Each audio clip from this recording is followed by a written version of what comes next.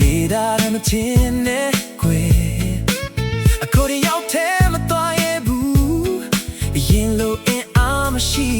ဘယ်ရောမှဘာကပြ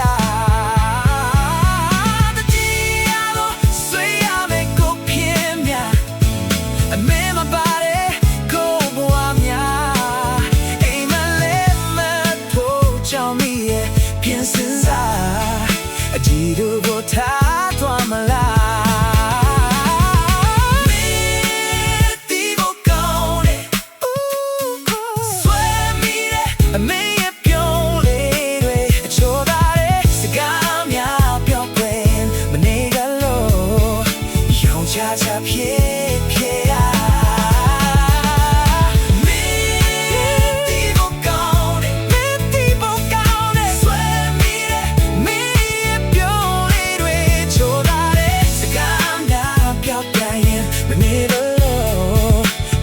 ချာချာဖြစ်ခဲ့ရ